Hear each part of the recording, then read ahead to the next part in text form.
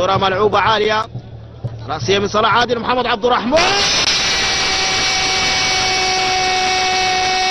هدف هلالي أول عن طريق الكابيتانو، عن طريق القائد والغربال بكرة راسية. هدف أول هلالي أول في بربر يأتي عبر الهداف، والهداف هداف محمد عبد الرحمن يسجل أول أهداف هذه المباراة.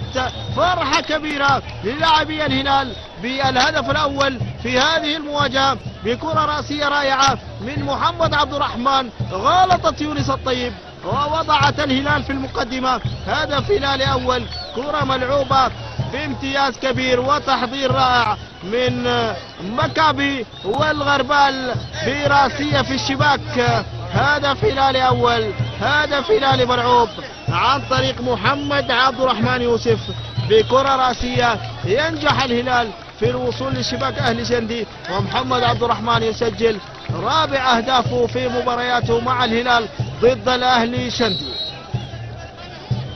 كرة ملعوبة، هدف هلالي أول مع الخواتيم مشاهدين الكرام.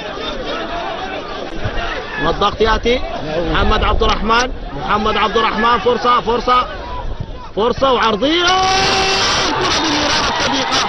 هدف هلالي ثاني عبر المدافع محمد حبيب بالمرارة الصديقة. ينجح الهلال في تسجيل الهدف الثاني بعد كرة ملعوبة من محمد عبد الرحمن، والكرة اصطدمت بمحمد حبيب.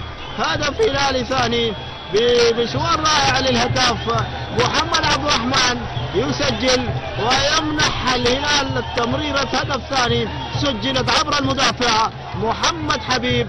كرة محمد عبد الرحمن ومحمد حبيب أمام جون مانو. نجح محمد حبيب في تدوير الهدف الهلالي الثاني.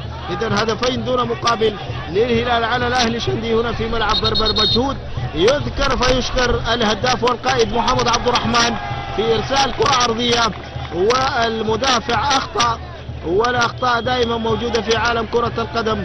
حاول منع الكرة ولكن الكرة سكنت الشباك. هدف هلالي ثاني عبر المدافع، مدافع الأهلي شندي محمد حبيب.